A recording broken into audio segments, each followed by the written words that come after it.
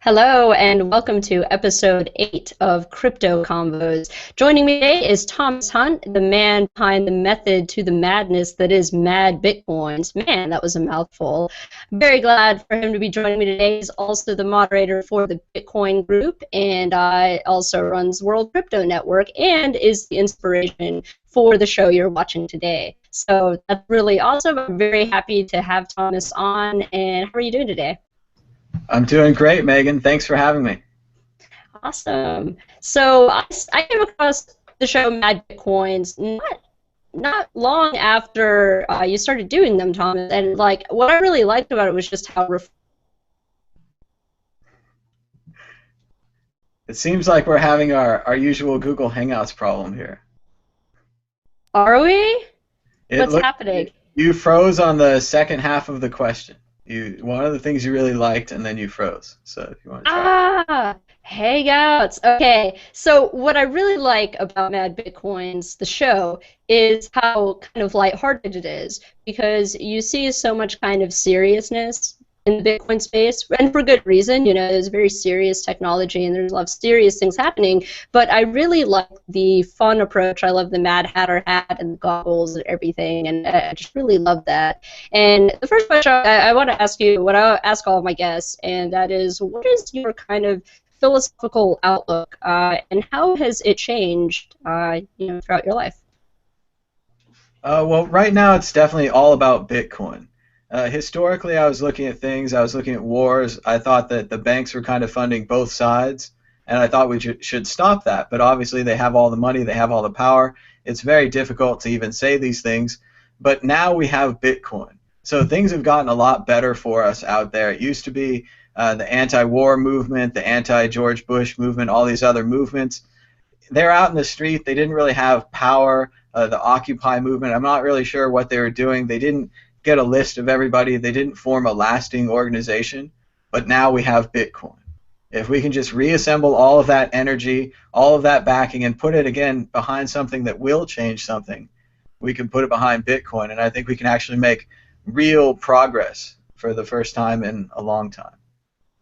And what direction do you want to see that progress take specifically? What is the most exciting, disruptive element of Bitcoin? Well, definitely replacing the US dollar with Bitcoin, selling oil in Bitcoin, not having fees anymore on moving money around. So many times people have a bank account and they only have their money taken from them by fees. They don't actually get any advantage from the interest system. The stocks and bonds are more of a game for the rich. So getting that ability back into the people and having this, right now we have this inflationary currency where every dollar that you hold, the longer you hold it, the less value it has.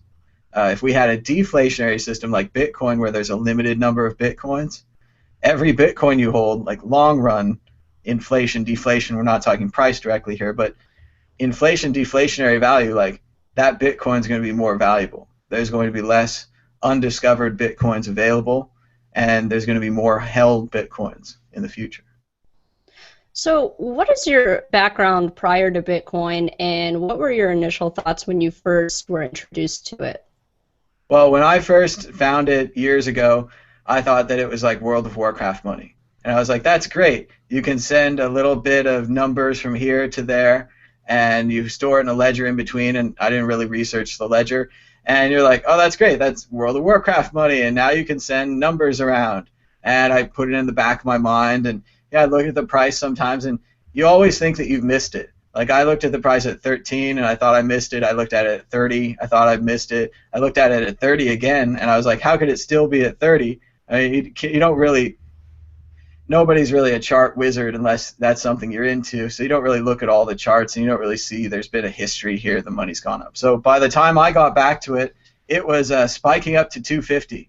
And I was like, well, I really missed it now. It's really gone. So I was pretty bummed, like a lot of people are, that, you know, I'm not just living off the free Bitcoins and all that kind of stuff. But it went back down to 100, it went back down to 70. I didn't have that much money, but I got a couple. And I also got some donations from doing the show. And part of doing the show and doing the Bitcoin is that, like we're seeing now with this episode with our QR codes up on the screen here, you can actually make a little bit of money doing a show because of Bitcoin. I think it's going to get better in the future, but right now we're just on the the very beginnings of that, that people understand that, hey, people doing shows are entertaining us. If they're not working with the mainstream media, they don't have a lot of money. And if we use this little QR code in the corner, you can donate a couple bucks and it won't get eaten up by the credit card fees or even the YouTube fees with the new YouTube tipping app. So it's pretty exciting stuff for web video. Yeah, it is. It's something I've kind of noticed too. It's so great for people who are trying to make a little bit of supplemental income, even if they have a job, or even if they're employed and they don't have a job, and they have certain skills. Entertainment is a field that is really, really popular. It can be very lucrative, and it can, people want to see that. They want to be entertained. So if you already have those skills, it might be hard for you to break into some of these larger markets. I mean, one of the things I almost majored in theater, and I saw a lot of people, a lot of my friends ended up doing that and going to even fairly prestigious theater schools. But it's such an uphill battle there. It's such a competitive industry too. Whereas, anyone can make a YouTube video. Anyone can make start a YouTube channel and do their own thing. And so, how did you get the idea for Mad Bitcoins, and why did you choose to take it in a different direction than some of the other Bitcoin shows? Well, I had the hat and the goggles left over from Burning Man, and I'd been hosting a game show. It's kind of like Wheel of Fortune. We had a big wheel. Step right up, spin the wheel, and you got to get people to spin it, and you have fun with them. So I had this kind of fun character type idea. But really what I saw when I looked at the Bitcoin media was Let's Talk Bitcoin was just getting started up, and he was more of a long-form radio show, kind of an NPR. And then there was kind of the Bitcoin channel, which was a good show, but it was more of talking about charts, and it's also kind of a radio show. He mainly talks. They're visuals, but they're mainly just charts. And it goes a little long sometimes. So I didn't really see anything short, and I wanted to make a short video, and of course, I'm a big fan of The Daily Show, The Colbert Report, The Fucking News, guys like that doing the satire. So I wanted to have a little fun with it, put a little satire, maybe little jokes in there. And I think the Mad Hatter hat and the goggles makes it clear this isn't an investment advice show. Like, you shouldn't be gambling your fortune based on Mad Bitcoins, although if you did, you would have done very well.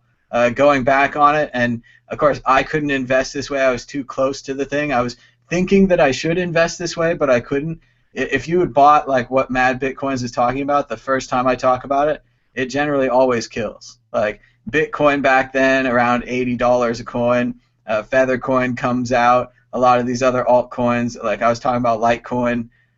Sadly, I did the prices all the way up and all the way back down, and kind of rode both sides of that one. So, when I talked to Zhao Tong, who's been in the trading game longer than I have, everyone's had big losses and big gaps, and we could have made tons of money here and there. So you just have to learn to let those roll off. So.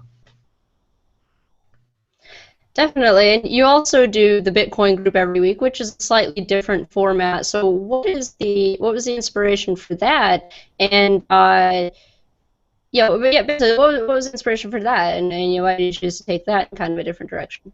Well, Mad Bitcoins was going pretty well, but I started to make connections in the field, and I'd known from before. I'd watched Peace News Now with Derek and Davi on it, and I was kind of watching it at home, and I was saying to myself, I could do that. I could be like those guys. And now I'm friends with those guys, and we get to hang out sometimes and stuff like that. So it's really cool to how the internet works out that way, and you can be friends with the people you see on TV. But so Google Hangouts was there. The live option was available, as terrifying as it is right now. And I'd had some good advice from Adam B. Levine, who suggested I should get a clip-on microphone for the Mad Bitcoin show, and I did that, and that helped. But I was looking for more. So my favorite TV show, one of them, I'm a big fan of Olbermann these days, but my classic favorite TV show is The McLaughlin Group, which is a weekly roundup every Friday. These old guys who used to be old when I started watching them, and boy, are they older now, get together and talk about the news. And some of them used to work for Nixon, and that just gives you an idea of the age of the gentleman that we're talking about here. And they kind of fire it off. They go on a round table. He speaks in a very gravelly, bossy voice, and we get a lot of negative comments about that. But it's a McLaughlin Group. So I said, hey, there should be one of those for Bitcoin. I got my friends together. I didn't really know Andreas. I pretty much knew him from his Twitter. He was so outspoken on Twitter. I was like, well, I got to get this outspoken guy. And then he shows up. He's got a great sense of humor, And he's also a really good host. Like if you go to his house, he's very social. He's bouncing around to the groups, like not what you'd expect from like a computer scientist guy. So he was just a great get to have him on the show. It was fun. We had Davi, Derek, and we just got the group going. And then since then, we've been adding new people, and it just keeps taking off. So it's interesting that you were commenting on the reaction you got from people. I know we've kind of joked about this on the Bitcoin group, how people don't like the voice, or like even with Mad Bitcoins too, you've kind of seen, you've told me about some of the kind of negative comments. What's been the feedback in general though? I mean, of course there's going to be people who are, say, oh, I don't like that, or like, oh, you need to be more serious, but what has the feedback generally been? It's been more negative than positive? In general, it definitely teaches you to not listen to internet feedback. The feedback has been pretty much tearing down every single unique element of the show and the show itself. So it depends who you are. You don't like the hat, you don't like the goggles. They all hate the voice. But then also, I had this great test case recently. I don't know if you saw it, but Victoria was a guest on Mad Bitcoins. So I put it on Reddit. I put it out and about. Well, you know what Reddit says? They don't like her voice either. And she's not doing an accent. I mean, she has a small Canadian accent, but she's just, throwing it in there. And they don't like her voice either. So it's been pretty eye-opening to have that example. And just in general, whatever voice you use, they're not going to like. Whatever style you choose, they're not going to like. But you have to make your own choices. You have to stick with them. I think the voice is fun. The character's fun. Generally people seem to get it. Like a lot of people do get it. They come back and watch it. They comment. They like it. They subscribe. They spread the word. A lot of people talk to me on Twitter now, which is really cool. Twitter is a great way to get in touch with people because it forces you to write these really short messages. So if I'm going to take up somebody's time, I'm going to take up their time with a really short message. And if they just like it with a favorite, they can get it out of the way or retweet it, share it with their fans. So just having all those options has made it much better.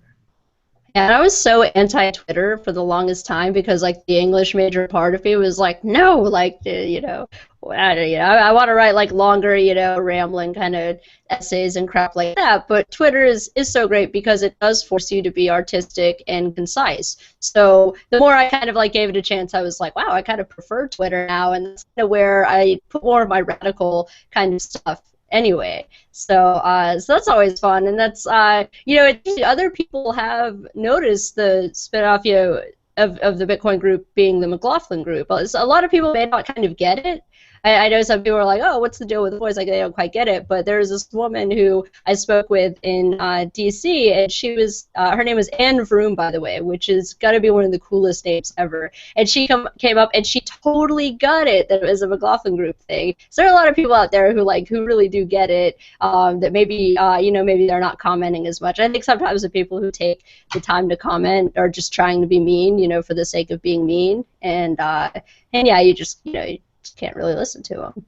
So.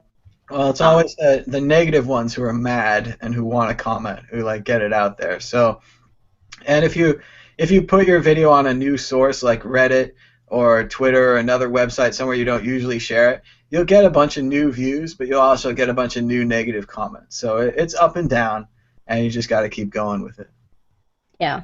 Yeah, and that's something I've kind of been introduced with, or introduced to with doing videos and stuff like that. I don't get a whole lot of comments usually. Every now and then I get a negative one or something like that. But yeah, it kind of teaches you resiliency. It's like, have to worry. I mean, I kind of, my approach anyway has always been like, this is the internet. I mean, I'm not too worried about people being mean on the internet, because to me I guess I'm able to disconnect it from real life. Like, I'm not gonna get my feelings hurt because some random person on the internet is being mean. But it is kind of interesting, and you see so many different personalities in Bitcoin too. That's something I'm kind of interested in. You see, like, just a huge variety of people. It's kind of known by the media as being, kind of like the larger media outlets, as being this kind of haven for crypto-anarchists and hardcore libertarians and stuff, but there's actually just a giant variety of people I've noticed. Yeah, there are your hardcore purists, and then there are people who are completely, opposite. So what do you kind of think about, I've at least noticed a division lately between people who are trying to be more purist and say, we need to stick to kind of principles and where this technology came from, the kind of cypherpunk history of it, versus these kind of people who are like, well, we need to kind of like, downplay that because your average person might be kind of scared off by it. So we need to make things more, easy to understand and less politicized. Reviews on that. Well, I definitely think the pro-regulation people are probably winning at this point. The crypto libertarians, the anarchists, the people that came before them, as much as it was their technology and they were the only ones using it and they were the only ones talking about it, and that's all like very true, that's all in the past. The finance guys are here, and they really do have a paternalist attitude to the old guard. They think that they're going to take Bitcoin away from them, and they're going to get it regulated, they're going to get it fixed, they're going to get certified, all these things, and then Bitcoin's going to be perfect. And then you know what's going to happen? Those original anarchist guys are going to fork Bitcoin. They're going to add in anonymity and some other features. And pretty soon these financial guys are going to say, what's happened? I thought we had controlled the Bitcoin. I thought we had certified it. I thought it was taken care of. Because that's what they don't understand. It's just software. If everyone decides to use the new Bitcoin network tomorrow that has anonymity, then everyone's going to have to follow eventually. Like right now, we have an interesting thing where the Bitcoin Foundation, which is a group of business groups that serves a group of business groups, are also the ones paying the developers. So if we wanted to say to the developers, hey, we think fixing this anonymity problem is the first thing you should do, we can't say that. We don't. Our message doesn't get through. We get swallowed up because we're not the Bitcoin Foundation. We're not. The people are not the Bitcoin Foundation. The people are the actual programmers. So we have people on the outside of this, like Amir Taki, who's writing Dark Wallet, and we have the guys writing Dark Coin, Bitcoin Dark, Monero, all the other ones, Black Coin. Everybody's writing a anonymous coin now. So that is happening in the altcoin market. But we need it to happen in the Bitcoin market too. Trailed off on the rest of the question. Now you seem frozen. Can you see me now? Is it working? I can, but it was pretty terrifying when you're just frozen. I didn't have anything else to say. No, okay.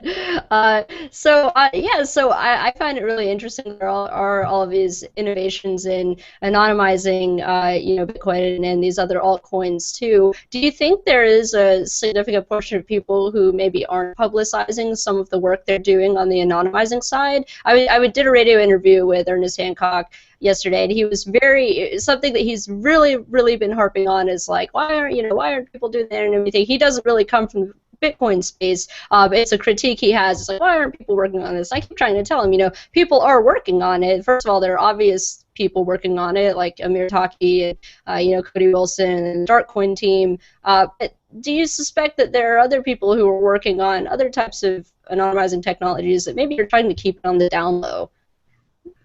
I'd hope so, but we do our best work in the light these days. Everyone's working together on these things. The problem is that I don't think there's any money in it. I think if it works, you don't get paid because the people are anonymous. You can't bill them. So if you take an idea like Open Bazaar, that's what they're calling it now, I forgot. Open Bazaar, which would be like an eBay, but it would be a torrent site, and you would just subscribe to it, and you would run a client, and these kind of things would be distributed. You put your listings on there, and they'd synchronize with the group, right? The problem is no one gets any fee money from that. So if you develop it, it's like a perfect little thing. You have to make it yourself. It has to be really crafted, and it's going to take longer. So right now, the dark wallet, the other solutions like this, they're not well funded. Because they're not well funded, they're not necessarily, no offense, guys, not necessarily well organized. That's something that comes with funding. They don't have the kind of strategic goals or the pressure that comes with funding, and they're all hanging out in a squat in London where their power supply is questionable and their internet supply is questionable, and you're kind of wasting the best minds we've got. Maybe, I don't know. See, it's an interesting mix. Being here in California, I drove to San Francisco a couple of weeks ago and got to check out what Draper University is doing down in San Mateo. And they have this thing called Hero City, and they have this thing Boost VC, and it's a venture capitalist space. And it reminds you of the computer labs at school, except they never close. Not that our computer labs closed either, but they have a Red Bull refrigerator, and they bring in food every 3 or 4 hours, and basically it's like a dungeon where these startup guys are supposed to stay until they write Bitcoin software that's worth money, is like my basic understanding of it. So that's one end of the spectrum. They got the food, they've got money, they've got a little bit of funding, and if they do good, if their startup takes off, I imagine they get a lot of funding, a piece of the pie, all that kind of stuff. On the other end, you've got Chris in England, who has just been touring the Bitcoin squat, which again is a squat. So I had to tell Jamie about this morning, is that, yeah, a squat is basically illegal living. They've broken into an empty building, they've hooked up power illegally, and they're stealing internet from the cafe across the street. And that's where Bitcoin Dark is being developed, or Dark Wallet is being developed right now. See, so it's just a very different playing field that we're seeing. And the interesting thing, code-wise, both of these groups can be very successful. Both of these groups can produce working code that can accomplish their goals. But the speed at which it's going to be produced, the quality, whether it's on point, whether it does what you want it to do. If Ernest Hancock wants it to go faster, he needs to donate to Dark Wallet, because they only raise like $50K for a year, and if they have 5 developers, that's $10K a year per developer. That's not enough for a developer, and if you really want to get it done, we need more than 5. So that's where we are on that.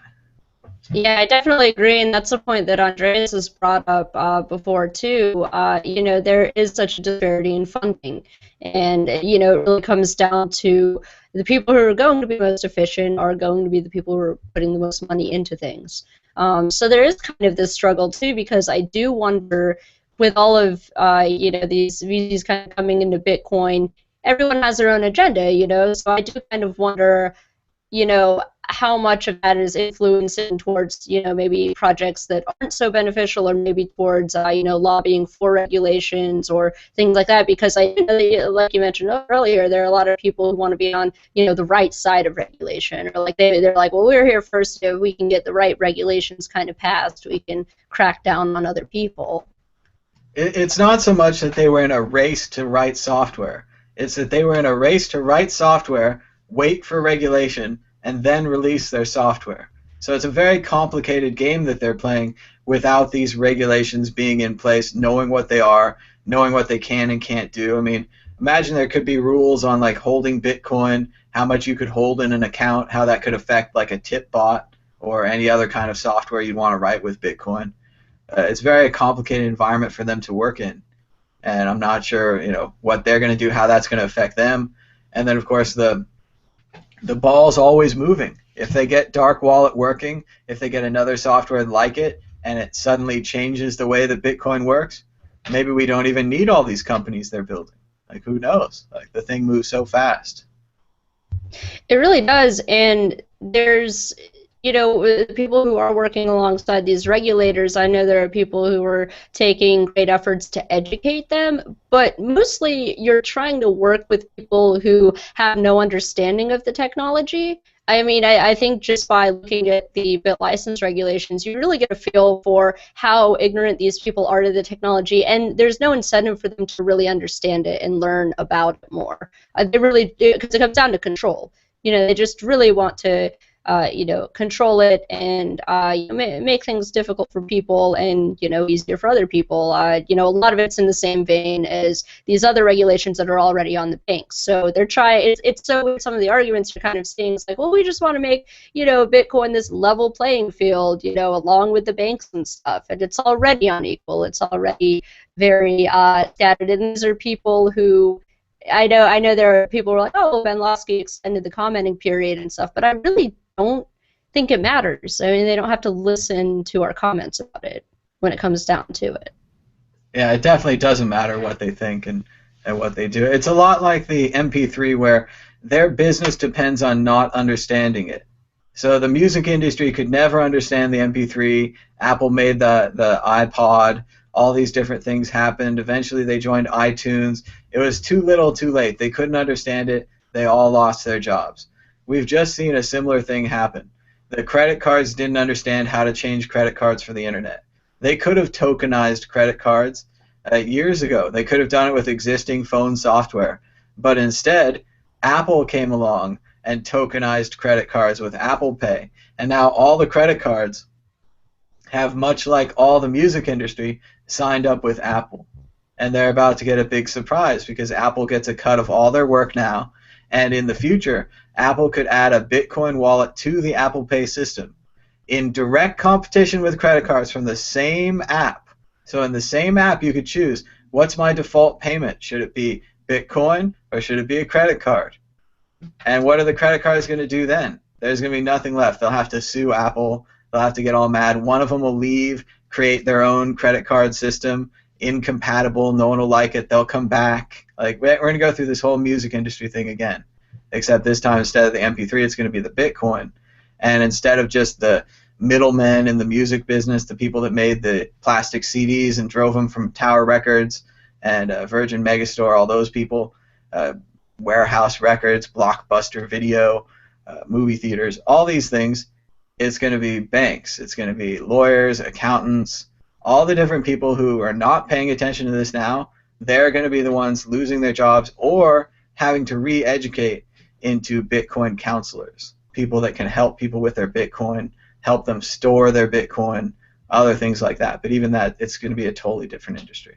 So do you think that people like Apple and PayPal are going to use Bitcoin as it is now as this alternative payment, or do you think, because there are other payment systems that are kind of being developed too, you have something like Google Wallet, and it seems like they're, digital currency in general is something that I think you're going to see keep being developed, whether it's Bitcoin or not. Do you think that they're going to default to Bitcoin, or do you think that they're going to be making their own competing digital currencies? I think it'll be cheaper for them to use Bitcoin than to develop their own cryptocurrency in-house. I think it'll be cheaper to use the Bitcoin updates, to have the backbone of the miners, that kind of system. They might try their own currency, but then people are just going to be converting from Bitcoin into their currency. It just seems like sticking with the number one would be the way to go. And again, even with Apple and PayPal, with them actually, if they do use Bitcoin, eventually an independent app could be open source developed that would have less fees. So like PayPal is going to have an NFC app for Bitcoin, right? According to their commercials, according to the Braintree CEO, you can send Bitcoin with the PayPal app through the near field communication system, just like Apple Pay.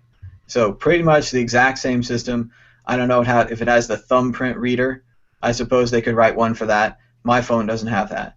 But it would probably work on the old phones too, unlike Apple Pay, which is probably going to require the thumbprint reader for the security model that they have set up. But even once PayPal does that, they could be defeated by an open source program with no fees. So PayPal is playing a game here. They're trying to stay relevant, and they could still be valuable in that world. People are going to want to pay fees. Maybe PayPal has insurance on the Bitcoins.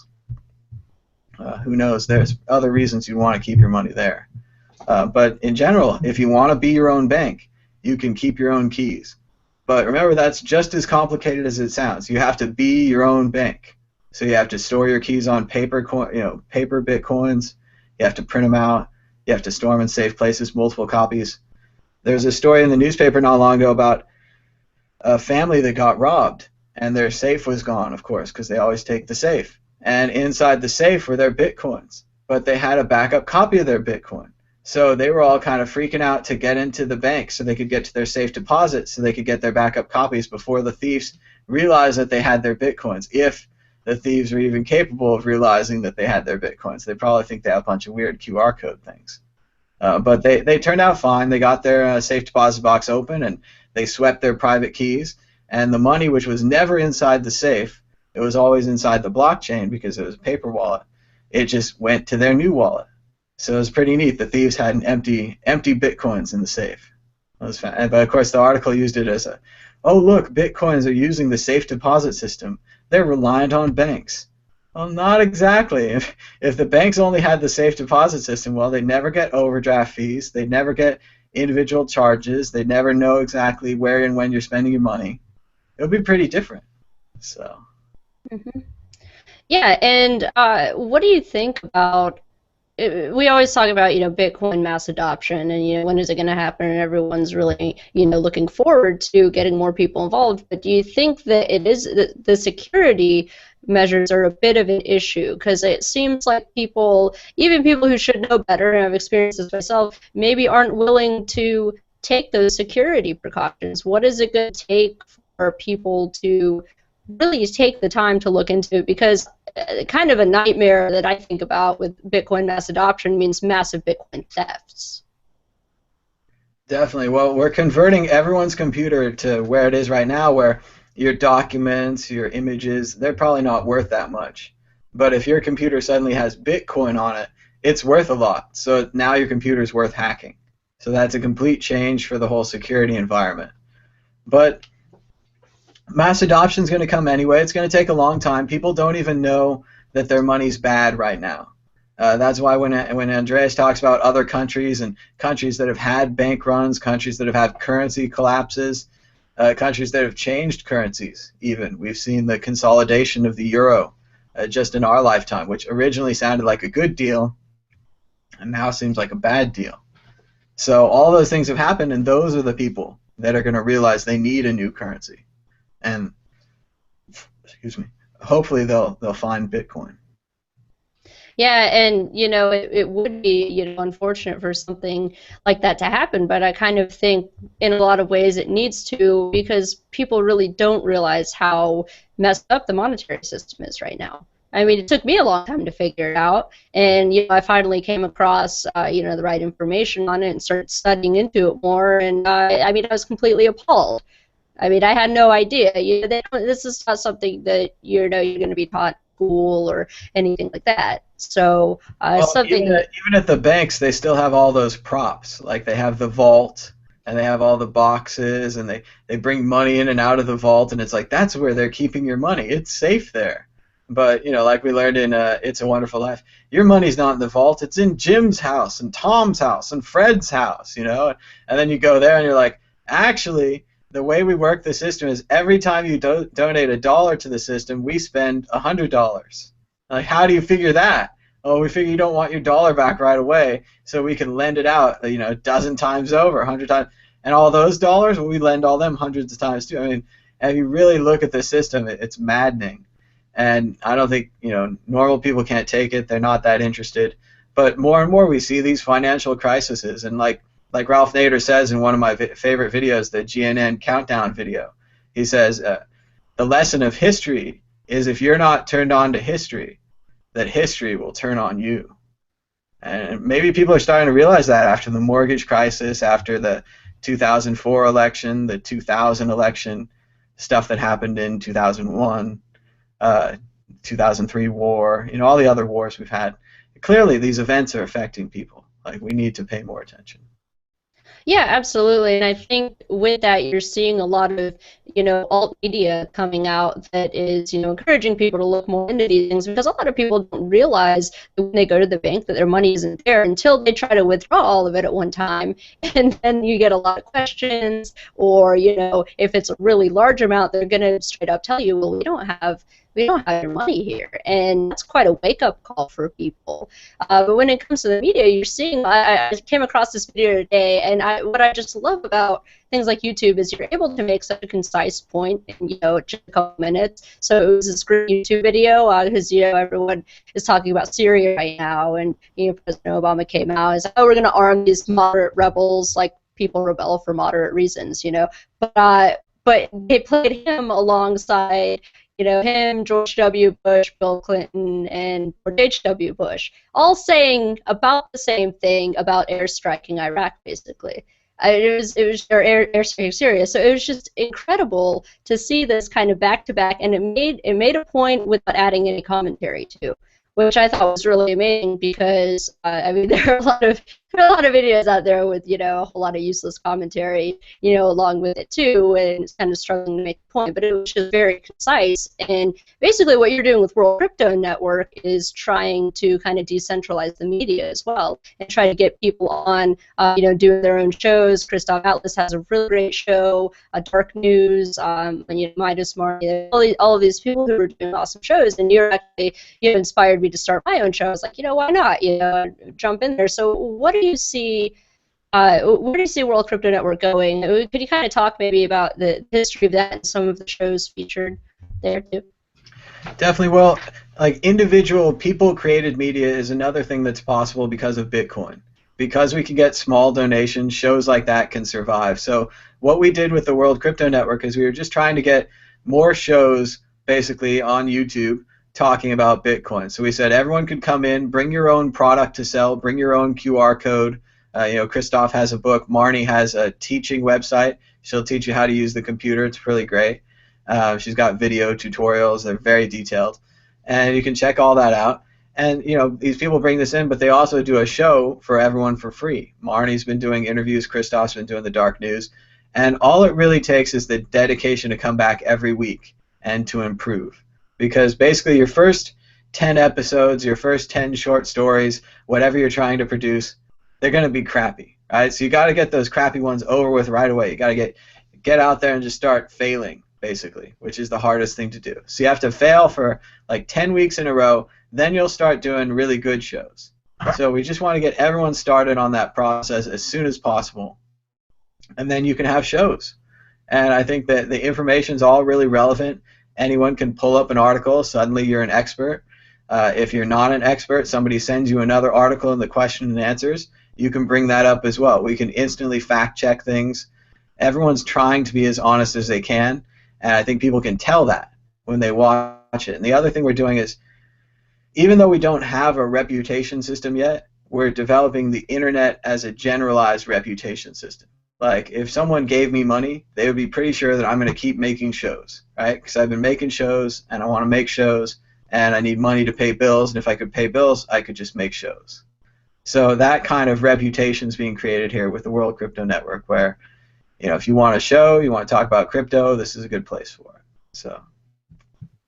Yeah, and like you said, anyone can start doing this with, very little investment too. I just have a, little Logitech camera, a little Blue Yeti microphone. You recommended both those things, and it improves the quality tremendously. And definitely with my show, I'm going through this growing pains right now. I still haven't gone through a week with no technical difficulties. In fact, I'm kind of concerned about the Q&A app right now. So if anyone's trying to ask questions, I do apologize if they're not showing up.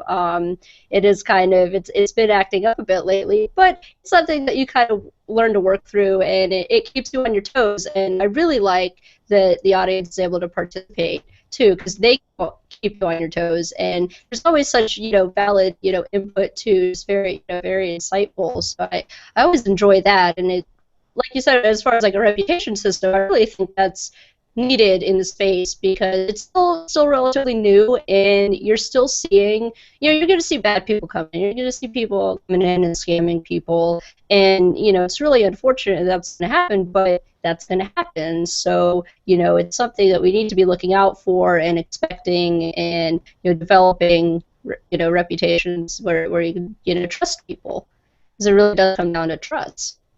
And it's really easy to do a pump and dump in this sphere as well. A lot of even famous commentators have come out in favor for like Quark coin one day. And you're like, why are they doing that? Well, the most logical reason, they bought a bunch of Quark coin the day before and they want to sell them tomorrow.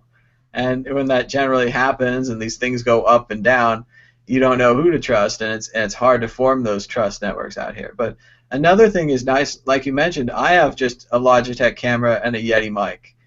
So, I mean, I've put in about $200. You put in about $200. I really don't think we have any quality problems, camera and microphone-wise, even with such a small investment. I think the next issue might be your internet speed, something like that. But generally, you can get the show out. You can get it together. You could even record it offline and then upload it later if you had a complete internet fail. You might not be able to do a live interview type show, but you could still do your own kind of offline show, cut some stuff in. But yeah, it's just about anyone can do this. We need more people to do this. We need more people to watch it. We need more people to spread the word. We need more people to write shows behind the scenes. At one point, we've talked about things like a news wire. If someone was constantly feeding you headlines, 15 minutes in, we could say, hey, it's time for the news wire, and we could cut over to the news wire and just read it out loud, and then cut back to the shows. We're also working towards my original idea, which was an 8-hour Google Hangout, which would be like CNN. So it would be like a big World Crypto Network all day long, And the reason I hadn't done it before was the scheduling was way too hard, especially if you don't have money to pay people. Getting everyone to show up online at a certain time, all these different scheduling points, it was way too hard. But now we have tons more people, tons more shows, and I think we're getting closer and closer to doing one of those events as kind of a one-off, like a big 8-hour celebration. And then if we pull it off, of course, why not do it again the next week? And then maybe do 2 or 3 of them in a row, and pretty soon we're stacking 8-hour shows, and this thing is getting really mad. But that's where we're going with it. We just need to talk about Bitcoin all the time, and maybe even just explaining it more. Maybe we need more intro stuff for new people. I'm not sure. We just got to keep making more shows.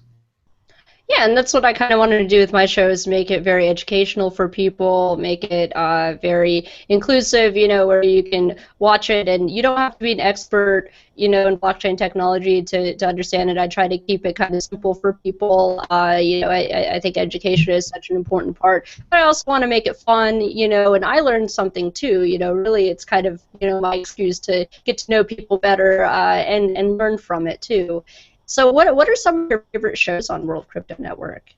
Well, definitely This Week in Cryptos. The guy with the little puppet, he's in Borneo, and he just does a great show. He's all about computer animation, so he does all that work himself, the Bitcoin ATM map, the ban hammer, and he's got a great sense of humor, and he just makes it fun. So he does a weekly roundup of just the day's news. And otherwise, I also like Mad Potcoins on the weekend. We kind of have our fun shows on the weekend, and he started out just covering the Potcoins altcoin, but he's kind of expanded into like marijuana legalization and marijuana news, and it's just great to see him and to watch him. And of course, he's a spin-off of the Mad Bitcoin Show. He contacted me, said he wanted to do it. I said, all right, go ahead. And the same thing, the advice I give to him, I give to everybody else. Do about 10 of them, and I gave him notes. I gave him little camera positioning notes, and when I watched my first shows, I gave myself a ton of notes. Every day I was like, this is the greatest show ever. And in the same way, it was like, what can we do better tomorrow to make this the greatest show ever? Because obviously there were tons of problems in the early ones, and microphones is a big problem. Getting a little $20 clip-on mic can really change your show, even if you're just recording with a video camera and editing it back in later. So try to get those format problems out of the way. Like you want to get the HD cam, you want to get a good microphone, then you're set format-wise. Then you just have to fix the content, which is much more complicated. So. Yeah, I find the content to be the most difficult part. It's been a very fun learning experience, but that's kind of why I wanted to start with an interview show, because I like to let the guests do, a lot of the talking and, kind of get to know them more and all of that. But, eventually, if a guest cancels or something, I mean, I do want to be prepared and, go through news, or I do have other plans in mind for the future that I'll be bringing out. I'm just kind of waiting at the moment, still doing the interview thing, but I do have plans to kind of expand and cover different areas. So it's really fun, and it's not as intimidating once you kind of get past it. I remember when you first invited me on the Bitcoin group, I was terrified. Like I had done, like I have a theater background and stuff, which you wouldn't think it would be, but like being in front of a camera is so much different than being on stage. At least I found it a lot more intimidating, especially because this was back when Andreas was still doing the show too, and it's like I would always be like, I don't want to be after Andreas because I don't want to sound dumb, like, or I don't want to just say something like, what Andreas said, but that kind of, discomfort, it goes away over time. It may take a little bit, and I still kind of get nervous doing the live thing, but it's good for resiliency and stuff. So. Well, and I still think I was putting in my notes at that time that I might argue with you or disagree with you or shut you down, because that's part of the McLaughlin character. Like you're the teacher, you're in charge of the thing. I remember some of the shows I'll be like, and so is wrong, and this person is right. Moving on, because that's the funniest McLaughlin joke ever. He does that all the time. His show's way shorter, so he's always short for time. But you definitely have to have this improvisational speaking ability, and part of it is definitely that kind of drama improv game with a comedy. I read that book not long ago, and another part of it is I just used to do impromptu speeches in high school.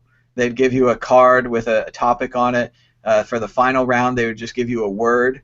So you'd get a single word, and you had to do like a 3 to 5 minute speech on that single word. So one time I got the word irony, and I knew I was set. So I got up there and I did a whole routine about how ironic it was to shred the instructions for a paper shredder, and how you'd be calling them on the phone, my shredder's broken, it's jammed. Well, what'd you shred? I shredded the instructions. Well, you don't know how to fix it. You shredded the instructions, and just going back and forth on the whole irony topic. But you just have to think of that stuff, pick up the dead air, and just jump on it and keep the show going, because it's all about faking it until you make it. Like when I was a substitute teacher, I used to think I was a stand-up comedian. I had to like go in and own the room, be like, I'm in charge of you kids, and they'd believe it. And that's basically it. You can fool children, you can fool anybody.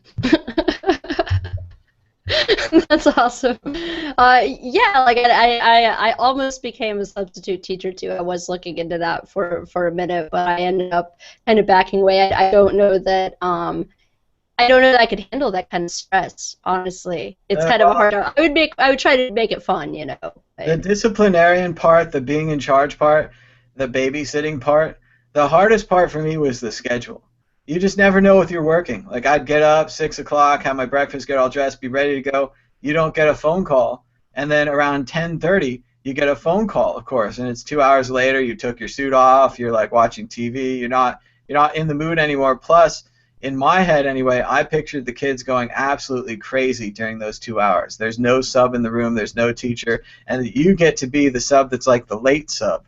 Like, why weren't you here earlier, Mr. Sub? And it's like, they didn't call me earlier. So, yeah, I just wish they'd redesign the systems. The subs should report to the schools. They should have a certain number of subs each day, regardless if the teachers are sick. And if they're not sick, they can help out in the classrooms. But that's like about staffing, and schools aren't about spending money. So ours have mainly cut out PE and music, if you can believe it. So there's no physical education, so they're just going to get fatter. And there's no music, so if you don't like school, there's no fun place for you anymore on either side of that fence. So.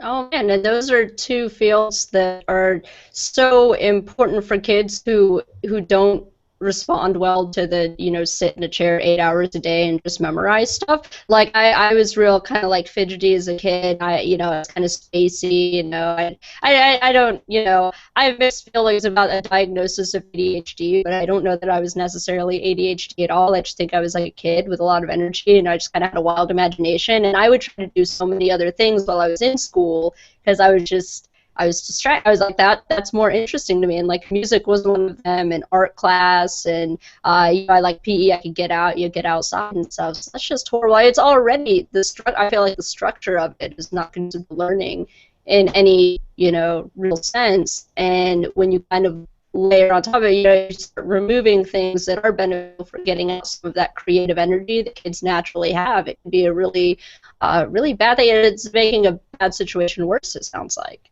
They also teach to that test all the time now. They have the national test, and you have to pass the national test, which is really a funny strategy, because if you look at what America's good at, and of course I'm going to quote Snow Crash here, which we recently read in the World Crypto Network book club, and you should all read. And if you do read, you can follow along with us on YouTube 100 pages at a time. It's pretty fun. But what he said in Snow Crash is that the only things Americans do good anymore is pretty much high-speed pizza delivery, a joke from the book, movies, and then software, right? So movies and software are both creative enterprises. Like at their core, the real truth of software is the people designing from the top down. They're the creative ones. And they're going to need a lot of creativity to solve the various problems of software. And the same thing for people writing movies. And both of those aren't going to come from these test-taking people. So it's like we're killing our very flexibility that allowed us to create these industries in the first place. But hopefully some people will get through. A lot of people, I'm sure, have the internet now. Almost all kids grow up with the internet. They grow up a part of this whole internet thing. So hopefully that will make up for these deficiencies that we're identifying. I really hope so. It's definitely been instrumental in me, self-teaching myself a lot of things because, I really, I mean, it's so amazing to think about because as they're kind of cracking down on these kids and making, I mean, I've been reading stuff about how stressed out the kids are getting around these tests because it's like it all comes down to, you build a whole curriculum around passing this test, and if you don't pass it, it's like the worst thing ever. I mean, they make it out to be, you're never gonna succeed kind of thing. And kids are having panic attacks. 7-year-olds having panic attacks because they have to take these tests. Like that's not natural. It's not natural for a 7-year-old to have a panic attack about that. And I mean, I hated school so much. I did well, like my grade wise, because I kind of figured out how the system worked, and I just kind of, I wouldn't say I cheated the system. I just figured out how it worked and put up with it, and I, try to get out of there, with my critical thinking still intact. But I don't credit school for doing that. I credit the books I read outside of school. And you mentioned Snow Crash, which is definitely on my list. I always have this, ridiculous, book list, but I really look forward to reading that. And what were some other books that kind of shaped your philosophy? Well, the book we're reading now is Neuromancer, which is another big one. It's a cyberpunk book. It's an early pre-internet book. So I definitely read all the different kind of cyberpunk books. Another book by Stevenson, The Diamond Age, which is actually subtitled like A Young Lady's Illustrated Primer. And it's all about this magic book that's a bit like The Hitchhiker's Guide to the Galaxy. And they give all these kids the magic book, but the elite kids, they get a special version of the software, and it teaches them how to be adventurous and risk-taking and how to question authority. But of course, in this book, the book falls into the wrong hands, and it's a young peasant girl now being taught to question authority. And so this idea of self-learning, of course, the Hitchhiker's Guide to the Galaxy itself, just the idea of thinking about books more than just a computer, more than just a book, more like a computer book, any kind of science fiction book, that kind of stuff. I mean, I don't know, I read a lot of Ayn Rand and Tom Clancy as well, and I'm not sure they had a great effect. They're very like separating and paranoia-inducing is what I would say. So I would work more towards people that want to work together. There's a variety of history books I suppose I could reference to. Trying to like The Four Arguments for the Elimination of Television. That's a good book. I think you should read that. And then The Mind Managers. I've forgotten his name now, but I have all of his books behind me. And he's very good too. I'm going to look it up. It's worth it. But yeah, it's lots more books.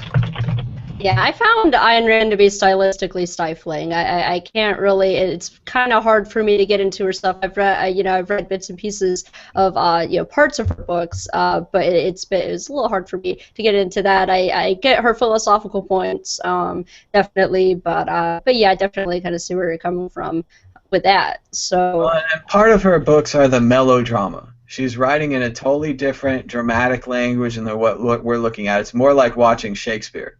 So that's one of the big problems with the Atlas Shrugged movie series, is they kind of had this worshipfulness quality to the script, as in they didn't change anything at all. So all the characters hang there, and they're very wooden, and they're very hard to like emphasize with. And you're like, even the ones you liked from the book, or the minor characters that never did anything wrong, Eddie or whatever, you can't really like them in the movie. It's hard to like anybody. They're all wooden characters, and even John Galt, who's scheduled to make his big speech in the third film. I'm curious to see how they handle that. Long speech. Oh yeah, it's a big one. So yeah, she's very melodramatic. She's very over the top. She's very all or nothing. All the kind of simplistic thinking. I don't know. She goes on and on and on. So I guess then people get into it. But the one I was looking for the Mind Managers is Herbert I. Schiller, and he's a great historian, kind of a contrary thinker. He got in a lot of trouble for writing during the Vietnam War that by funding the Russians, we were funding the Vietnamese, so we were funding the people that we were fighting. So we should cut off aid to Russia so we could cut off aid to Vietnam so we could stop fighting ourselves. And the more he looked at things, he'd seen that we'd been fighting ourselves in the past. There was some selective targeting in World War II factories we didn't hit because we own them. A lot of stuff like that where it's like, hey, we should save this factory for later because we own it. And it's just a historical fact. You can go look it up. It's not there's no hidden mirrors or anything. But also stuff like Steinbeck, Americana, Kerouac, Ginsberg, Burroughs, Hunter S. Thompson. I've just read a lot. When I find an author that I like Vonnegut, I'll read all of their books. Tom Robbins, people like that. So I would just say keep looking until you find an author that speaks to you. And if you find one that speaks to you, you don't have to go on and read somebody else's book. You could be like, I'm going to read this guy's book or this gal's books until they run out. And what's great is, a lot of people still working now. William Gibson, Douglas Copeland, Michael Chabon, people like that are still writing now. So you get new books every few years. It's pretty fantastic. So. Yeah, I definitely agree. And yeah, I'm a big fan of several of those authors you mentioned too. And I kind of, I get into an author, I just want to, consume all of their stuff. And you made an interesting point though about one of the books you were talking about, teaching kids, teaching the elite kids different different styles of thinking, more critical thinking and, not saving, kind of hiding that information from the peasant children, so to speak. And John, I don't know if you're familiar with John Taylor Gatto, but he did this very long interview with Richard Grove. It's like 5 hours, and there's even like an extended, they go into all of the notes. And he was a New York school teacher who actually ends up making some similar points in how elite, like Ivy League schools are teaching versus how some of the other colleges are teaching people, and certain families, especially certain large and powerful families, send their kids specifically to certain schools like Yale and Harvard and stuff like that. And he was saying the curriculum is different. It's they do teach the people who end up in positions of power differently than your just average person. So I think you do see. I'm curious to check that book out because I think you see a lot of that now. Are you familiar with John Taylor Gatto's work? No, but it sounds like a good idea, and it sounds like it makes sense because if you think about the original teaching structure, the best possible teacher is a private tutor, right? He comes to your house, he's interested in knowledge in general, or she, and he teaches your kids, and they get excited, they ask questions directly, they get answers. The lessons don't have to be tied down to some kind of defined plan. They can travel to where the questions are. One of the best times I ever had in school was we were studying around the French Revolution in history class, and we were reading books from around the French Revolution in English class. And the two really came together, and I was like, wow, I'm reading the books that they would be reading, and I'm thinking the way they would be thinking, and these events are happening in the news, and the writer's even writing at this time. He's writing different books. We could read different notes that he's had down, the Dreyfus Affair is going off, all these events. And you're totally changed if you can read the history and understand it. And I think a lot of people are drifting away from that. So. But yeah, if you're an elite thing, it's definitely you're taught differently. And I mean, there's this view of history, the hero theory of history. And if you become a real historian, it's totally discounted. But if you studied history in like elementary, grade school, middle school, high school, that's all you got. Is Napoleon was the revolution, Martin Luther King was the civil rights movement, all these different things where it's just one person. But really, we know that's not true. Like social history, the history of the common person, the maid that kept diaries, that kind of thing. They're giving us the real notes of what's going on the ground, and people aren't getting that history when they read. They're thinking it's just this hero, and they can't change anything, and that's not true. You can definitely change something. Yeah, and I think you'd really like Gatto because I think he makes some very similar points, and he really goes back and looks at the history of schooling too, and just how the methodology has changed over time. And history was always one of my favorite subjects. And then I started kind of taking, I got into more advanced classes, and we'd learn slightly more in-depth history. We'd study more of the people who were writing diaries and stuff like that at the time, and that intrigued me even more. And then it kind of inspired me to dig even deeper. And when you really study, actual history, not just what's taught in school, it's just so fascinating because, as the quote from Nader said, you really have to have a grasp of history and the context too to really understand why we are where we are in this country now and where we're going to be heading to if we don't make some serious changes. And I think right now you have this ability to shape the history of Bitcoin. Even it's still so new, And I think really we're living in such a historical time. I think we're going to look back 20 years from now, and obviously hindsight is 2020. We're going to be able to see all the things we could have done, but I really see that there is very much a war on for the soul of Bitcoin right now. And whoever wins that war, so to speak, is really going to be able to shape the history of it too, and really go back and even, I don't know that it would be in the 1984s to go back and changing history, but definitely influencing it and shaping it and molding it. And again, it's the software, it's the coders that really hold the control of Bitcoin. Bitcoin is going to become what the programmers decide it wants to be. The audience is going to go either way. Maybe the audience can hire some programmers, start working on our own changes, things that we think should be done. The Bitcoin Foundation can hire their programmers. The pro-regulation guys can wait on the side and write their private software, and we'll see what happens. But it's a lot like Linux and the Linus Torvalds. And what happened there is Richard Stallman wrote all these tools. And there's all these GNU tools and all this GNU stuff that he'd been working on. It was all disconnected. And Linus came along and he was like, hey, we can take all this GNU stuff and connect it together. And he called it Linux. And they had a whole holy war about which was wrong and which was right, and which software license they should use and all this kind of stuff. But Linux started to develop at that point, that they put it together into this package of tools. And then it went in different directions and different ways. And what happened is Linux developed slower than Windows or Mac OS. Linux was always behind, always harder to use, always had driver problems. There's always complexities. It wasn't as pretty. Whatever the issue was, it was always behind. But Linux is much like Bitcoin. It's the little engine that could. It just kept chugging along, and incremental improvements, and it gets better and better. And pretty soon, half, I don't even know the numbers, but let's just say half the phones in this country are running Android, which is essentially a version of Linux.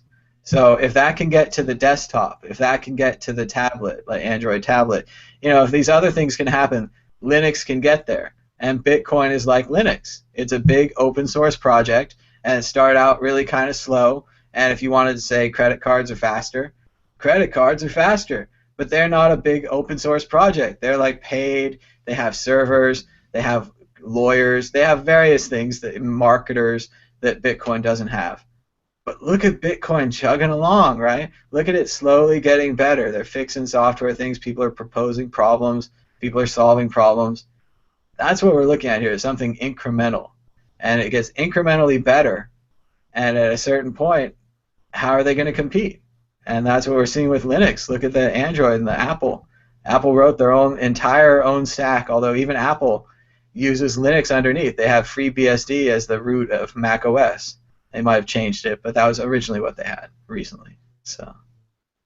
And it's interesting that through researching on the internet, you find out the early struggles in the internet itself, like the early, the kind of concessions that were made, and you kind of can look back and even see then, certain things would have been different if certain things would have been fought for, even against more, maybe we wouldn't be seeing this kind of issue with net neutrality and stuff there. That's such a serious issue, and that's something, I've looked into. I haven't done super in-depth research on it, but it's a pretty serious problem, and I have a hard time kind of making up my mind on it sometimes even.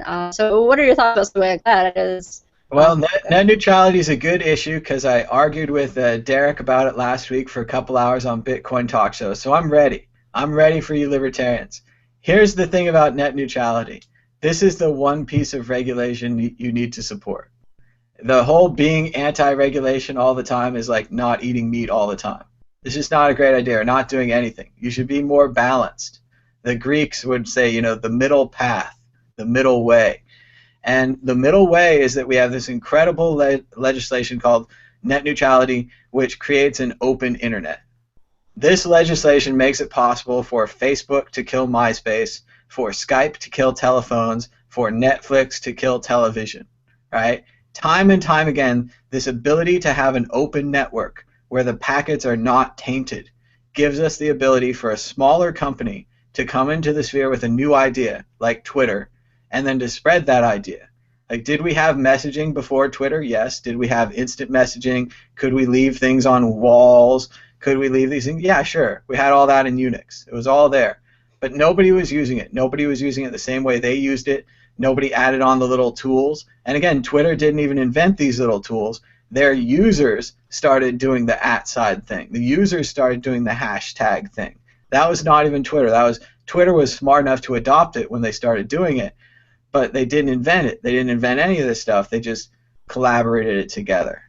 So we're seeing that again.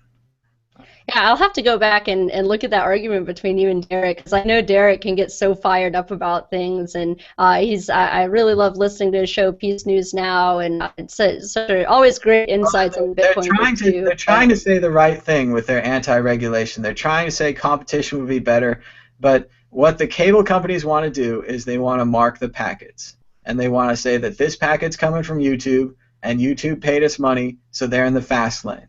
And then they're saying this packet's coming from GreenTube, and GreenTube doesn't pay us money, so they're automatically in the slow lane. So it creates a barrier where GreenTube can't compete with YouTube unless they pay a huge bounty up front to the cable companies. And it allows them to basically wall off this open internet and to keep us from it. And you could buy different packages, and maybe if you had a choice in your area, you could use a different cable company. And that we'd have to go through this huge argument all over again. And we'd stop arguing about the philosophical things that we're arguing about now on the open and free internet, and we'd start arguing about, hey, we should go back to that open and free internet. And people would be like, nah, I like the new internet, it's faster. I get to watch my NASCAR faster. You'd be like, no, but remember the open and free internet? We used to discuss philosophy. And they'll be like, I like NASCAR, or whatever. So why should we go backwards in our argument? Why should we step backward? We have the open and free internet. We know it's good. We know what it does. Let's keep it. And all we need to do to keep it is to say, keep the existing status quo legislation, stop the cable companies from monetizing this further. They already make enough money. They don't need more. So this is why I'm very much in the middle on this issue. I haven't decided. I don't have my mind made up about it, and I know you're like, I'm ready for you libertarians, and I find myself at odds with the right way. Like the computer geeks are telling, it doesn't take very much legislation to run an open and free network, but it does take a baseline of legislation. The same thing could be said with anarchy, right? Like real political anarchy, not like just punk rock or whatever. Real political anarchy, I would say, before Bitcoin, not possible. After Bitcoin, the ability to transfer shared wealth around on a big ledger, real political anarchy is possible. But do you see what I'm saying? We still need regulated Bitcoin. If you start saying that Bitcoin can change the speed at which it moves and it can be random and chaotic and free, then Bitcoin's not going to work and political anarchy is not going to work. In the same way, the internet that's like random and chaotic and free, all the things we like about it, is because of this rigid set of rules. It's like the Matrix. Like you have to have those existing rules, otherwise everyone just floats around like, woo! There's no gravity on the internet anymore. No, no, no. We're better off with gravity. We can get more things done if we can walk around. Yeah, and I love me some punk rock now, but yeah, I think John Oliver did a pretty good take on it. I really enjoyed his video on net neutrality, because I don't trust the corporations. I don't think that they're good. I think a lot of them exist because of government favors and government privileges, but at the same time, I don't know that there's any perfect system out there that would prevent cartelization of any businesses. So I mean, that's kind of where I kind of find myself at odds with some libertarians, because I'm pro free markets and I'm pro people being able to trade with each other and have their own businesses unhindered, but I don't really think that the main problem for me is cartelization, and how do you prevent the people who already have massive amounts of wealth from just getting together and stopping other people, whether it's through government or other means. So I'm not a fan of corporations. I don't think that they're the greatest thing ever. I'm not waving the banner of like McDonald's, like, oh, McDonald's is the greatest thing in the world. Like I think most corporations are pretty terrible, and while I do agree that they wouldn't exist in a lot of ways, in the ways that they are now, maybe with government, I think that you do see. I mean, that's the biggest problem that you're always going to face is cartelizing. Like, how do you prevent? Like, so I see where you're coming from. It's basically the first thing I would say is we have to look at what our opponents are doing. And like we were talking about education, I would say that if you look long term, our opponents have something that I would call generational knowledge. When they're handing down from father to son, from mother to daughter, they're handing down more than just great wealth. They're handing down some kind of knowledge, right? And whatever it is, the poor people aren't getting the same knowledge. So they're definitely not handing it down the same way. So we need to up our education game. Everyone needs to get on this. And what we need to educate ourselves to be is, unfortunately, for anyone who's militant on a cause, hardcore Bitcoin, hardcore vegetarian, hardcore libertarian, hardcore anarchist, whatever you are, you need to be more flexible. We need to be flexible, thoughtful. We need to change our minds. We need to be open to new ideas. And so, yeah, I would just say flexible and pragmatic. People need to have an open mind. Yeah, and I started a personal blog a while back. Oh man, it's been a little while now. I haven't published on there in a little while. It's actually been a long while, to be honest, because I've been busy kind of doing the conferencing and working on other things. But I titled it Extremely in Between because I think of myself as a radical moderate in a lot of ways. Like I'm very, very radically in the middle of things. Like that's, not in all things. I support certain, obvious radical ideas like anarchism, which I don't view as okay. I view it as radical in that, like, most people, when they hear that term, they kind of, shy away from it, and they're like, oh, that's crazy, you mean you want to break stuff? It's like, well, yeah, I want to break stuff, but like I have kind of a more nuanced view of that. It's not a banner that I'm constantly waving around like, people I've never met before either. Like if I'm sitting down, hanging out with someone I've never met, it's not going to be, at the forefront of the conversation, I don't think. But it's something that I do personally believe, and I do find it to be a moderate position especially if you look at the philosophical school behind it. I mean, there's various, schools of thoughts. So I'm gonna add this comment from Nathan. Hey, Nathan. Thanks for coming. He says, we do. Education is the answer, bridge that divide, flexible and pragmatic, definitely. And so it always comes back to education. I totally agree with you. Have you heard of unschooling? Do you have any thoughts on that? So I find unschooling to be pretty interesting. I believe private tutors are infinitely better than public schooling, but do you have any thoughts on unschooling? It's tough to say. If they have a curriculum or something, that'd probably be the way to go. If they had an open, shared curriculum they could discover. I worry about, my parents are a teacher. I've been a substitute teacher. I worry about taking it completely out of the hands of teachers. Even though, remember, the teachers are very handcuffed by the current system. They can't just teach with what they want to teach. But definitely putting someone in charge and letting them teach. It's interesting that you mentioned the John Oliver show, because John Oliver doesn't have any sponsors on HBO. So he can say whatever he wants. And his recent episode about payday loans, which of course comes up and it kind of has to do with Bitcoin, the Western Union, it is absolutely bloodthirsty and brutal. And a great thing about the John Oliver show, you can watch most of it on YouTube. So everyone should subscribe to John Oliver's YouTube channel and watch that one on payday lending. They actually have a chart that's a circle, like a recycle symbol, and that's what it's like to get a loan from them. You're totally desperate, you get a loan, you fail to pay it back, you wait a little while, they put the fees up, and then you're totally desperate and you get a loan from them again. Like they know in advance that they're tricking all these poor people into cycling on these loans with them, and they put it right in their instruction manual. But as much as I love The Daily Show and The Colbert Report, I know they're never going to cover it because all the commercials at Comedy Central late at night are payday loans. John Oliver is in a very unique position where he's speaking with the satirical language of The Daily Show, but he's completely freed by HBO not having any advertising at all. So I think that's a really interesting point to bring up about John's show. So. Yeah, the payday loan situation, it's really horrifying if you really look into it. And like you mentioned about John Oliver, I've really been appreciating his segments. I started watching like from the very beginning. Like I found out he was going to have a show on the internet because I don't have TV, so I didn't like hear it announced anywhere. I don't remember where I found out about it. But I found out about it, I was like, oh man, like I totally want to see the show because he was always one of my favorite anchors. I always really enjoyed his writing and his approach to kind of things. And I was floored at how radical he was really being at some of the stuff he said. And that's it. I didn't know that he had no sponsors though. So that totally, it makes everything make sense now. and I definitely prefer him to the Daily Show and the Colbert Report. I watched a lot of them. Like I watched both of the shows all the time, constantly, because I really, especially during the Bush administration. Oh man, like.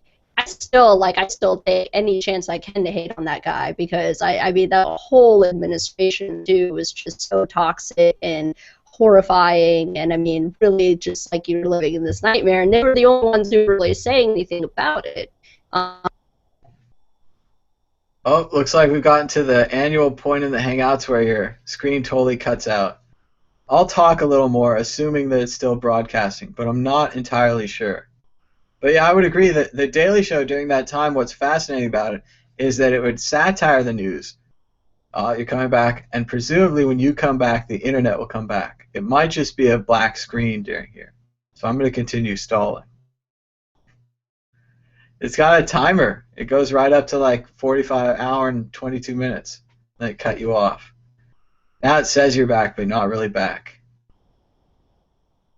I don't have a stop button on this either, but now you're back. Yeah, now you're, but I can't see you now. Well, I've just been sitting here, so I think it works. You're back to okay. You're back. All right. Yeah. So that technical difficulty. I would say about Jon Stewart and them is that what's nice is they satire the news, but what's not nice is they don't get you anything to do.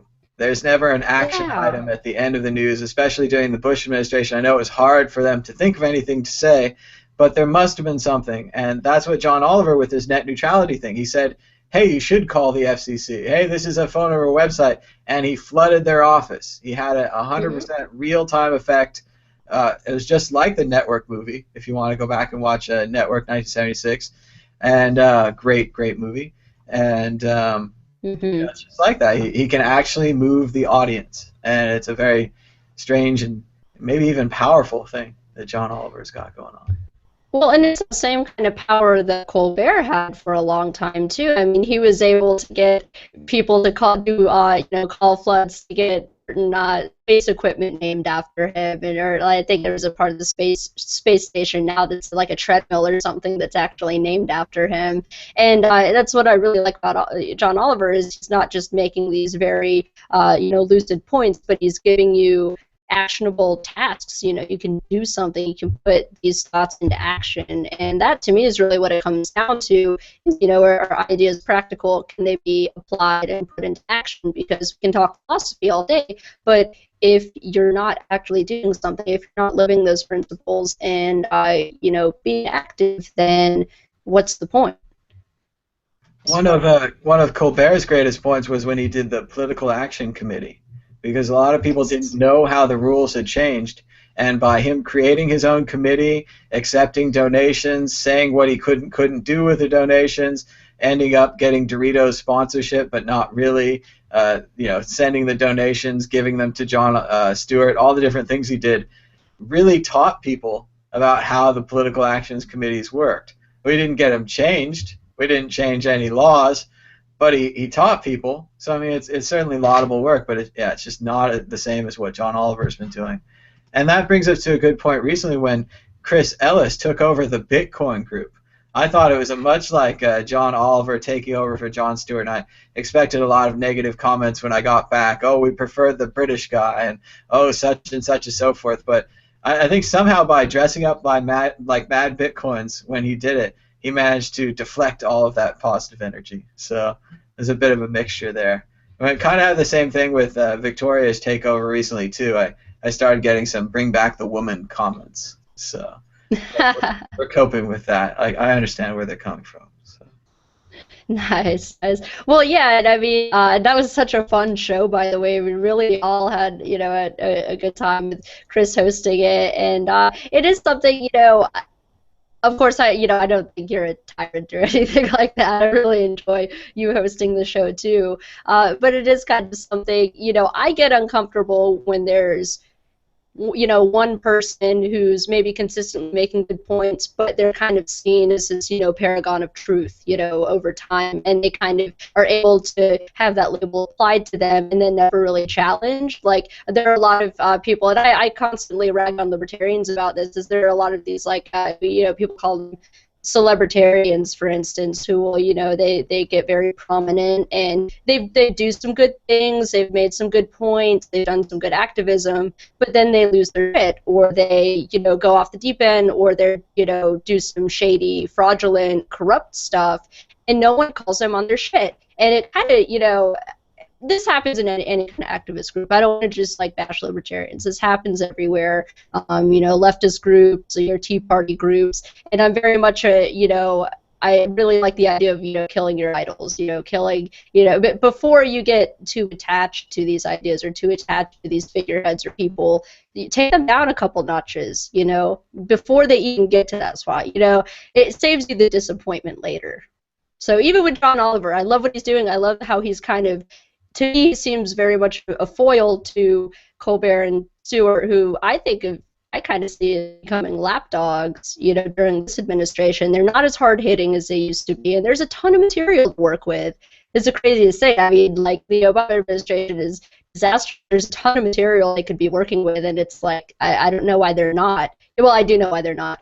I love how John Oliver's kind of come out and challenged some of that and gotten a lot more, radical with it. So, I definitely like that, but I look forward to the day that someone comes, and is even more, edgy than John Oliver. I think it's got to be pretty depressing for Jon Stewart to see the country during the horrible Bush years, and then to see Obama come along, seemingly a white knight. And I was telling people about this the day he got elected. Yeah. They were having the party in Chicago. Everyone was all really drunk and happy, and I was like, "No, guys, I'm sorry, but he doesn't work for us. I know you guys don't want to hear this, but the real truth is," and another big hot button conspiracy theory here. I'm going to just touch it and move away. Is just we should have a new investigation of 9/11. I don't care what happened either way or what you believe, but just from a scientific perspective, we should have someone who's not the government, someone who's not Popular Mechanics magazine, as fine a production as that is, investigate the thing. And as long as the president agrees that we should not have that, then I know that person's qualified to be president. And that's what we're looking at here, is a big handoff between we should not investigate to we should not investigate. And I remember Obama said publicly that he was not going to investigate the Bush people for torture and spying, because that was in the past, and that belongs in the past, and that was one of his first actions as president.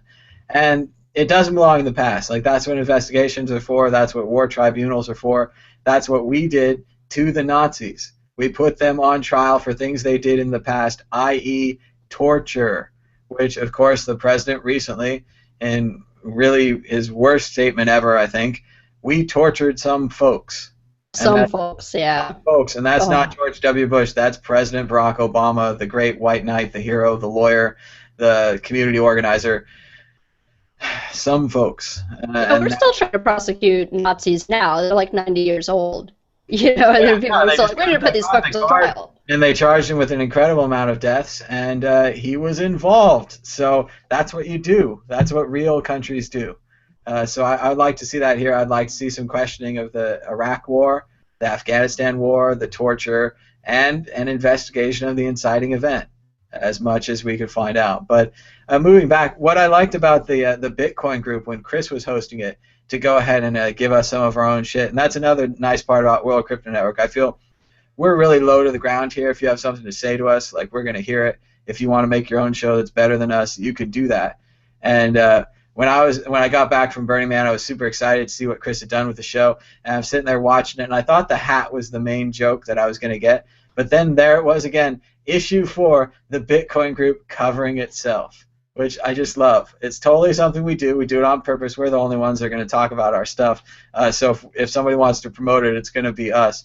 But yeah, Chris was covering that there was an article written about me while I was at Camp Dogecoin at Burning Man, and that had Mad Bitcoins looking kind of meditative in a strange dome with some other naked dudes also looking meditative.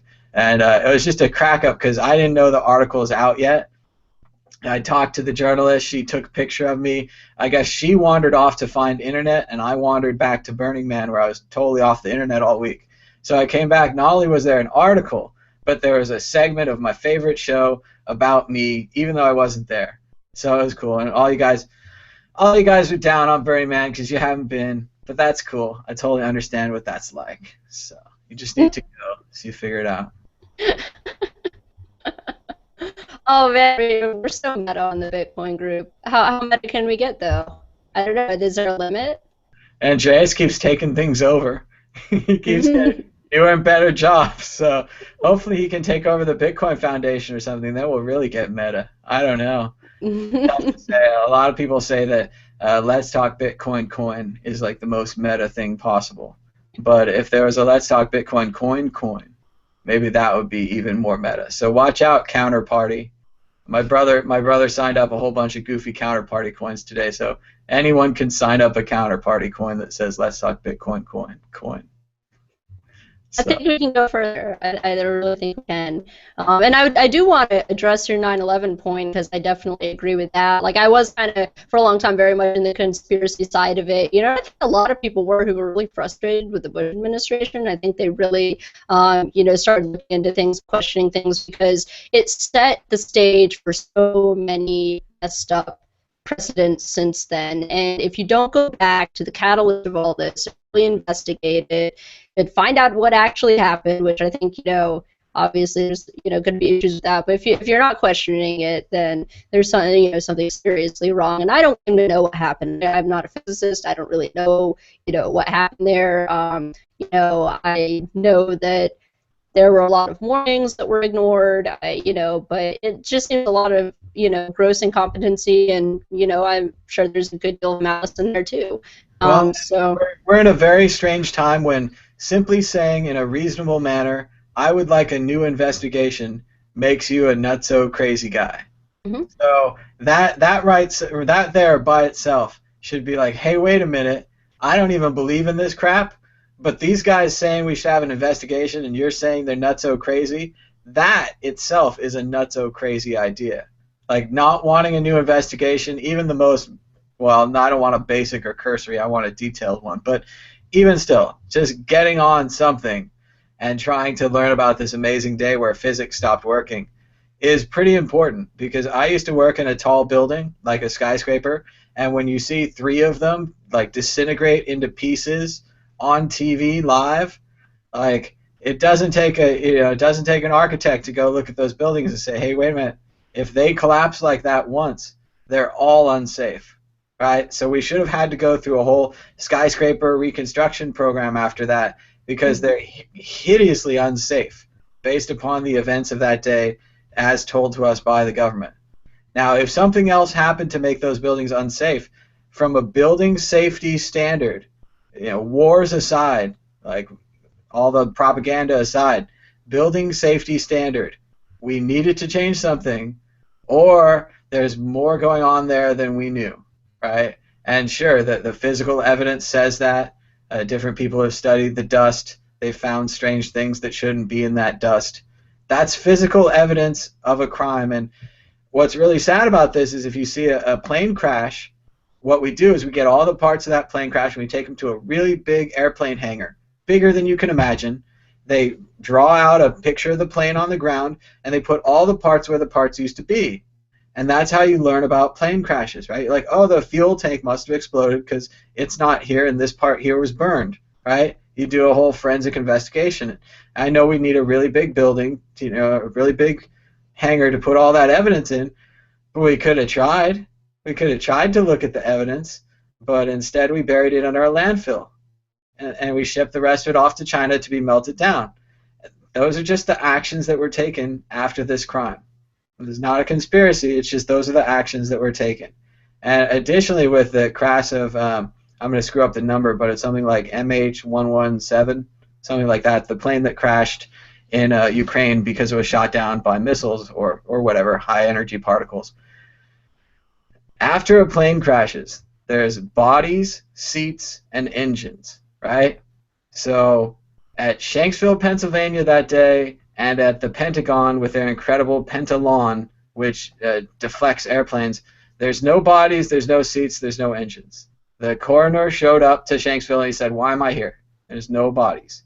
So I don't know what happened in those plane crashes, but even just a cursory look at the evidence, how many bodies, how many seats, how many engines, There's not enough at either of those locations. And I know we're in shock at the time, and I know everyone was in shock, and the horrible things happen, and no one wants the people in the buildings to lose their lives, all these kind of things.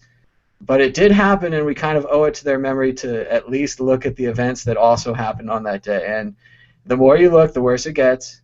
And at its very basic core, let's all just agree that calling for an investigation is not crazy, and calling for an investigation is maybe a good idea. And if we get the results of that investigation, we would maybe know something. And that's a huge conspiracy thing to say all that. So Yeah, but it makes sense. I mean, any reasonable person should be appalled at how they handled that investigation. Utterly appalled. I mean, call was not followed. Like, there were so many things that were just not done that you normally do when a plane crashes or when there's an event like that. Like, it's just totally. And I get it. Like, they're in shock. Like, I don't want to hold the evidence holders accountable for this, but I want everyone to know the evidence was mishandled. Like, we have a lot of evidence. We have something that happened. And yeah, if the evidence supported the official theory, I would be in agreement. I would be like, hey, we checked the evidence out, and the official theory works out, and there were failures in this, this, and this, and we checked it all. I'd be like, well, I guess we checked it all. Like, let's go to war. But that's not how we did it, is it? Mm-hmm.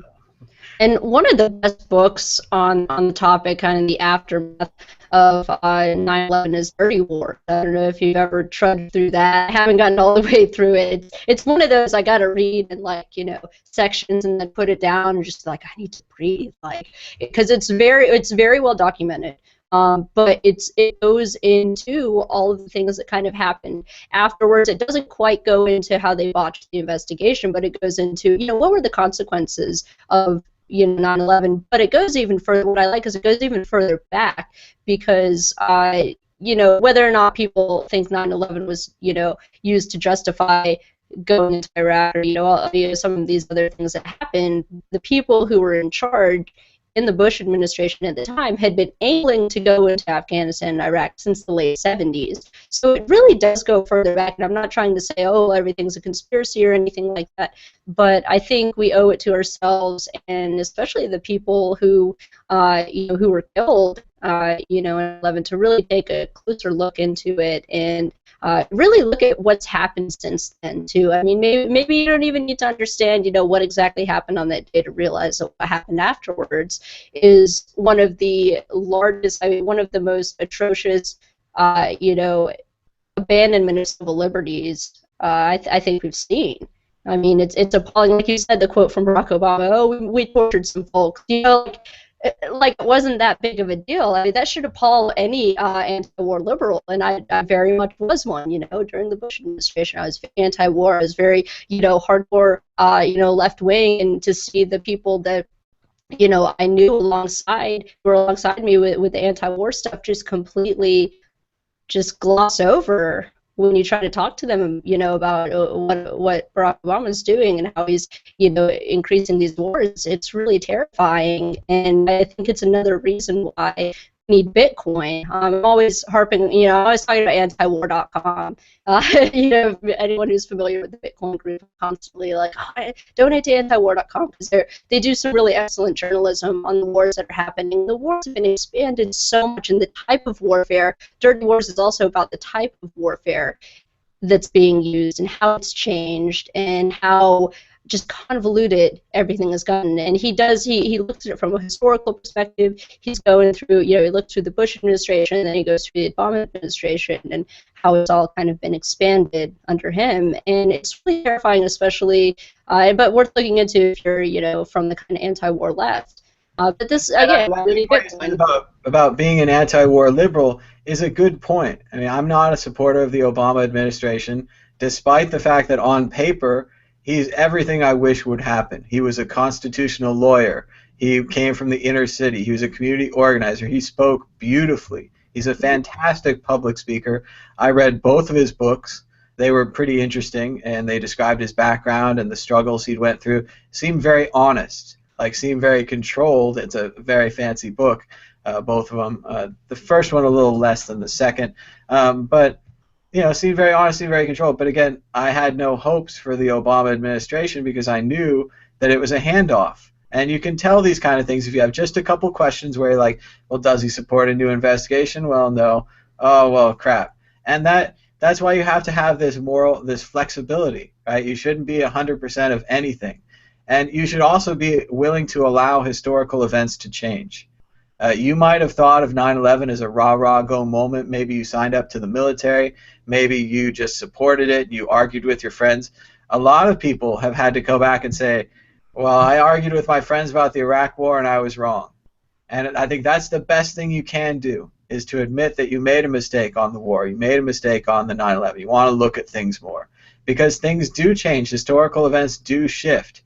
Even just in our lifetime, if you look at the inciting event for the Vietnam War, the Gulf of Tonkin invasion, it was reported by telegram that we were attacked. And FDR, or LBJ, sorry, was looking for a reason to attack, and then he got his reason, and then he attacked. And then the Vietnam War escalated, and it really got going. And we've been able to look back through history now and look at the actual intercepts, the actual radio, not sunk by us. It was not by them. It was not. It was sunk by probably our own minds. It was a mistake. It was not a start of a war. It was an error, right? And this is the Vietnam War. So as much as everyone wants to say the Vietnam War was about this or was about that or was about anti-communism, at the very start, the inciting event was a mistake. And this isn't the first war to be started by a mistake. World War I started by the assassination. World War II, at least the American involvement, started by the bombing of Pearl Harbor, which, due to some very complicated information management mistakes, the photos of the attacking planes were not shown to the commander at Pearl. If the commander at Pearl Harbor had had the right information, he would have been able to analyze it to see the attack coming, but that information didn't go to him. There is also, in the strategy, we were depriving them of oil. They had no choice but to attack somewhere because of that strategy. We were aiding the British with the Lend-Lease program. We were giving them ships, essentially. And there's a lot of things we were doing that led towards that attack. And even that attack itself, if you analyze it, their failure to attack a second time is really complicated, but they took no damage the first time, so they had 100%. But the goal was not to come back with 100% of your planes. The goal was to take out the oil derricks, to take away the ability for the American ships to refuel at Pearl. I think you're frozen, probably gone, but I'll just keep going. And so by not doing that, they failed. So the Pearl Harbor attack's not really a big success, and we probably knew about it. So a lot of these historical events can change and shift. Some people say they're still receiving our broadcast, but you look frozen to me. Not sure if I should just answer the questions. I have a few questions, but no Megan. Getting text messages, that's good. My internet's still working. Dale asks, who does support Obama? What is the sentiment in the streets? It seems most people are dissatisfied with him. It's hard to find anyone willing to say they do support his decisions. Well, it's often like that with a second-term president. He's kind of a lame duck. He has one more big election left in these midterms, and sadly I think he's going to lose it. And the Democrats are not going to have a ruling majority enough to pass any laws, so we'll have another 2 years of gridlock before Hillary Clinton comes into office. So that's probably going to be Hillary versus Bush. I'm not sure. Hey, Megan's back again. I wonder I'm doing the old through my phone technique that worked so well when this happened last time. Man, I'm so mad. That was such a good point. It's got to be what it is. Hold on, I gotta... Too many Megans. There we go, I muted the old one.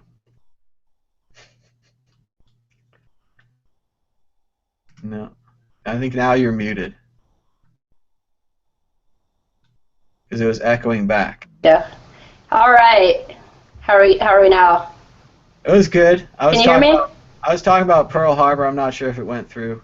People are probably pretty bored of... Yeah, Well, I can talk about this stuff all day. Like, honestly, like the war stuff is just my thing. I mean, it is like not a good, I don't know if it's a good thing. What does that even mean? But no, like it's it's another reason why we need Bitcoin. Sure, So, and that's all I you used to know, do is you study war. divert money away from the empire.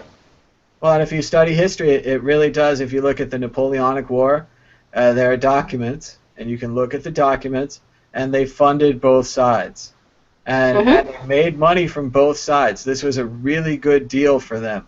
And if you can understand how great it is to make money from both sides of a war, you can understand the people that are kind of running things. It seems on its face, like the way things look. So, do you want Hmm. to answer some And it questions? all ties in back to the education point. And yeah, is the Q&A working? Yeah, I can read For them. I you? can't choose them. But Dale writes, "Who does support Obama? What is the sentiment in the streets? It seems most people are dissatisfied him. It's hard to find anyone willing to say they do support his decisions."